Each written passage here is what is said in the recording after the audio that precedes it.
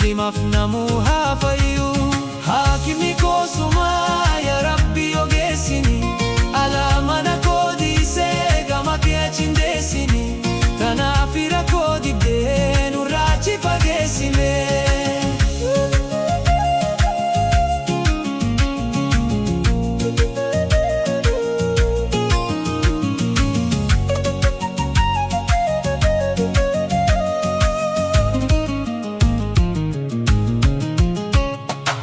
Mootummaan isaa duraan hiratin takka, goloobii dabaa dibdee nurra kaasi jinni jaanka. Allahu Allahu siitu alimaa, irraa nu duroomsi fuula zaalimaa. Nu kanni riskiin ta'e hin qabdu dumaa. Haakimni koo sumaa yaa Rabbi ogeessini, alaa mana koo dhiisee gama kee achi hin deessini. Kanaaf rakkoo dibdee nurraa achi fageessine.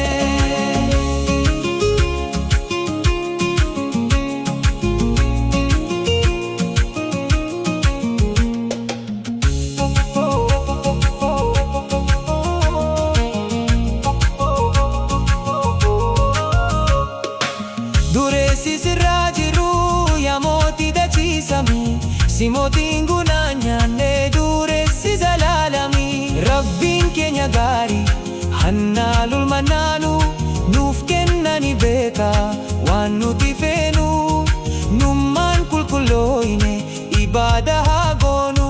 Haakimni koo sumaa yaa Rabbi ogeessini, alaa mana koo dhiisee gama kee achi hin deessini. Kanaaf rakkoo dibdee nurraa achi fageessine.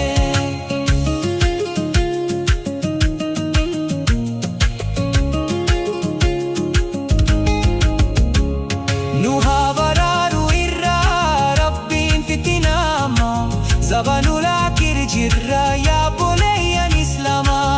Allahu Allahu siitu qaadira, hin jiru tokkollee dureessi sirra.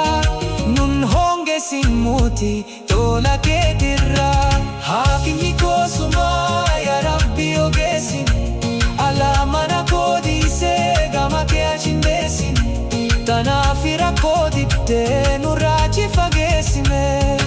Osoo sirra kaayyannee duraanu hajaa teenya, rakkoo nu nuqqamsiitu bareeddu jiruun teenya. Fataana nu baasi atumma yaa Rabbi, si malee hin jiru arjaan nu sattaru.